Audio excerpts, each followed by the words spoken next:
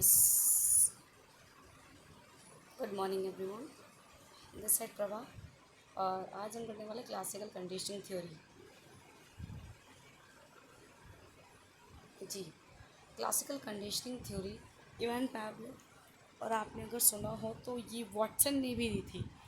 Watson ने एक rabbit और एक छोटे से बच्चे पे 11 मंथ्स ओल्ड चाइल्ड पे ये साइकोलॉजी, ये थ्योरी की थी कि उसको टच करने पे बच्चा फील कैसा करता है, और उसके थोड़ी देर बाद कि वो सॉफ्ट फील करता है। और फिर जब बच्चे को हम रैबिट देते हैं उसकी आइज़ क्लोज करवा के, तो भी वो समझ जाता है कि वो रैबिट है। और उसके बाद रैबिट जैसे ही उसके सामने आता है तुरंत एक साउंड, बहुत डरावना साउंड एक बजाया जाता है, जिससे वो फ्राइटन हो जाती है, जिससे वो डर जाते हैं। तो जब बार बार ये रिपीट किया जाता है तो ये देखा जाता है कि जब नेक्स्ट टाइम रैबिट लाया गया उसके सामने, तो वो उसे देख के ही डरने लगे, क्योंकि वो साउंड बहुत डेंजरस था, बहुत डरावना सा था, जिसके वजह से जो बच्चा था वो लर्न सीख गया कि मतलब उस रेगुलरली जब उसने एक कंडीशनिंग की उसके साथ की गई तो वो रिस्पॉन्स देना से शुरू किया। ये तो वाटसन की हो गई। बट जो रशियन साइकोलॉजिस्ट इवान पावलोव हैं, वो इस थ्योरी के फादर माने जाते हैं, और इसको हम पावलोवियन कंडीशनिंग भी बोलते हैं। क्लासिकल कंडीशनिंग को हम पावलोव कंडीशनिंग के नाम से भी जानते हैं। इनका बर्थ 1849 में और डेथ 1936 में हुई थी। ये जो क्लासिकल कंडीशनिंग है, इसका सिंपली वर्ड का मीनिंग है कि हम कोई भी कंडीशन क्रिएट करेंगे और उसमें हम देखेंगे कि कैसे लर्निंग हो रही है। ठीक है। क्लासिकल कंडीशनिंग को हम स्टिमुलस सब्स्टिट्यूशन भी बोलते हैं, जिसका मतलब है कि एक न्यू स्टिमुलस प्रीवियसली एक न्यूट्रल वन को किस तरीके से रिप्लेस करता है, सब्स्टिट्यूट बनता है। फॉर एग्ज़ाम्पल अगर हम बात करें कि हम पहले एक उसका नेचुरल रिस्पॉन्स देखते हैं, और उसके बाद हम देखते हैं कि हम एक कंडीशन लगा देते हैं, और उसके बाद फिर हम उसका रिस्पॉन्स देखते हैं। ठीक है। आगे आप इस चीज़ को पूरी तरीके से समझ पाएंगे। नेक्स्ट मैं आपको बताने वाली हूँ principle of classical conditioning. Principle का मतलब ये है कि ये प्रिंसिपल्स अगर ना हो या इस अकॉर्डिंग हम चीज़ें ना करें तो हमारी थ्योरी वो पॉसिबल नहीं हो पाएगी। फर्स्ट एक्विजिशन है, इसको मैं आपको बाद में बताती हूँ, पहले मैं आपको इसके एक्सपेरिमेंट के बारे में बताती हूँ।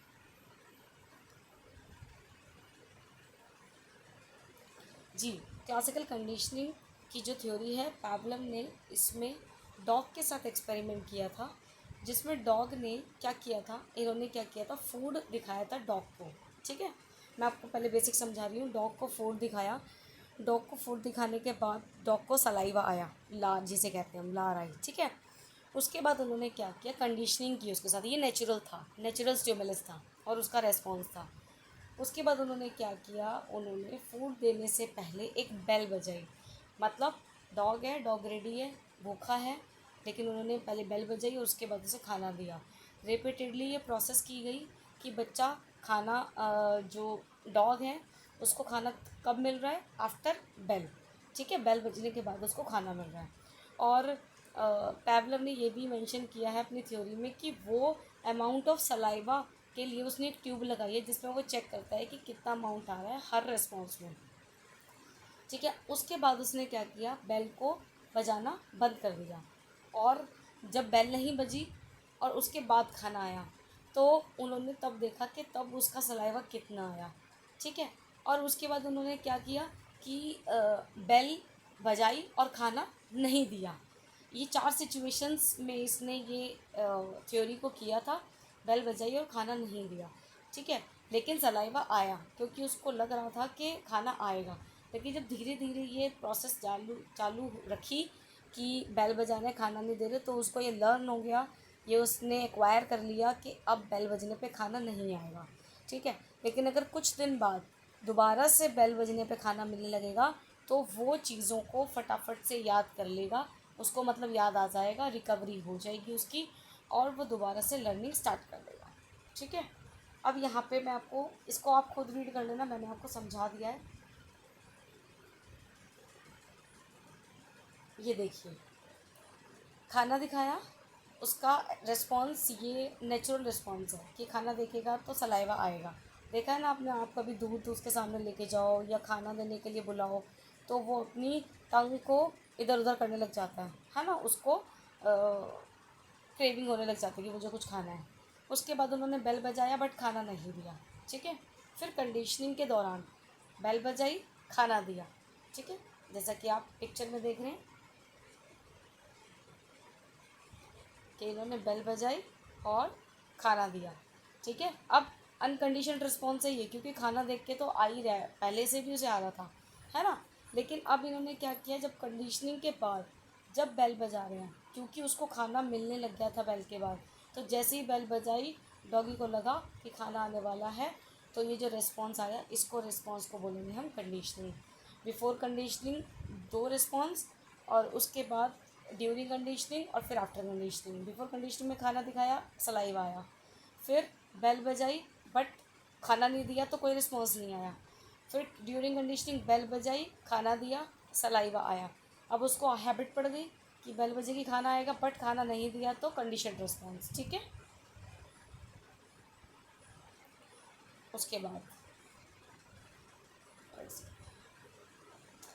जी नेक्स्ट में ये देखो, ये मैंने पिक्चर दिखाई है कि इस तरीके से उसने डॉगी को बांधा हुआ था, ठीक है। ये ट्यूब थी सलाइवा की कि कितनी सलाइवा आ रहा है, उसके माउथ में लगाई हुई थी। ये फूड का कंटेनर था, ठीक है। सलाइवा को मेज़र करने के लिए ट्यूब थी, और रेस्पॉन्स के लिए ड्रम भी इन्होंने यूज़ किया था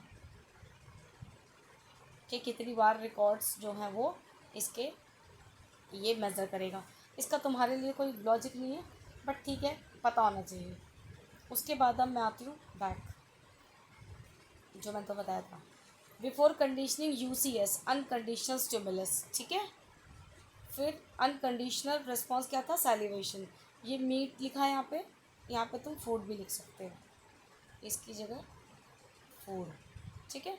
फिर न्यूट्रल स्टिमुलस क्या बजाया, बेल, लेकिन कोई सलाइवा नहीं आया क्योंकि बेल बजने के बाद उसको कोई कुछ पता ही नहीं क्या होने वाला। ड्यूरिंग कंडीशनिंग हुई, बेल बजी और उसको फूड दिया गया। फिर अनकंडीशन स्टिमुलस हुआ, सलाइवेशन। कंडीशनिंग के बाद जैसे ही बेल बजी क्या हुआ, कंडीशन रिस्पॉन्स, सलाइवेशन। क्लियर है, ये बना दोगे तो मार्क्स पूरे मिलने की चांसेस रहेंगे तुम्हारे। उसके बाद प्रिंसिपल्स आते हैं, इनके बिना पॉसिबल नहीं है conditioning. Acquisition, what is acquisition, अर्जित करना, है ना।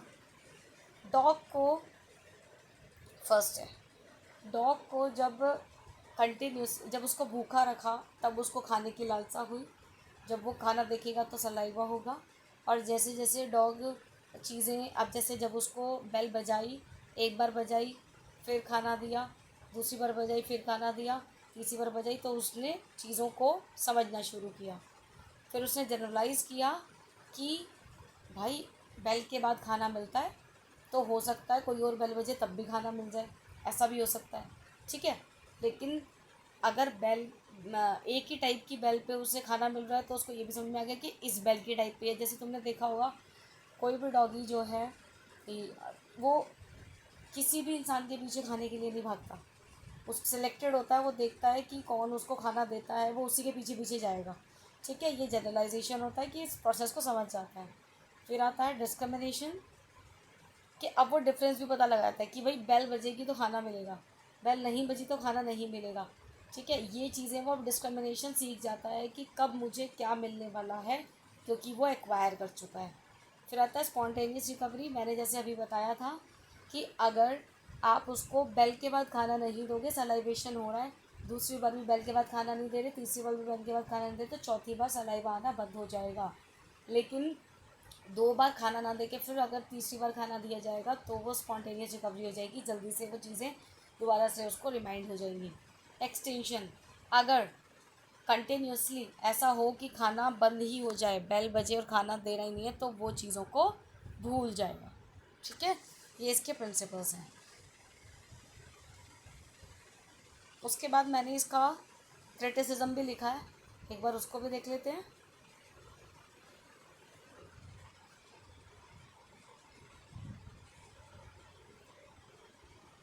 इसकी पहले एजुकेशन एप्लीकेशन, ये डिफ़िकल्ट सब्जेक्ट्स को टीच करने में, अगर कोई टीचर है अगर बार बार मतलब उसने कंडीशन दे दी, क्या किया उन्होंने कंडीशन में, उन्होंने एक क्वेश्चन को समझाने के लिए उनको फॉर्मूला बता दिया, ठीक है, बच्चे को फॉर्मूला बता दिया और फॉर्मूले को याद करवा दिया। याद करवाने के बाद उन्होंने 4 क्वेश्चन वैसे ही दिए। तो अगर बच्चों को मैथ्स में प्रॉब्लम हुई है तो धीरे धीरे हम मैथ्स को ऐसे सिखा सकते हैं। मैंने एग्जांपल लिया है क्योंकि बच्चों को मैथ्स थोड़ा कम समझ में आता है कुछ बच्चों को। Sympathetic treatment can be given by the teacher. इस से हम इस थ्योरी से हम ये भी सीखते हैं कि अगर प्यार से, सिंपैथी से बच्चों को समझाया जाएगा तो बच्चा इजीली चीज़ों को समझ सकता है, अपने में सुधार कर सकता है। लैंग्वेज लर्निंग में बहुत ज़्यादा यूज़फुल है क्योंकि एसोसिएशन की बात की जाती है यहाँ पे।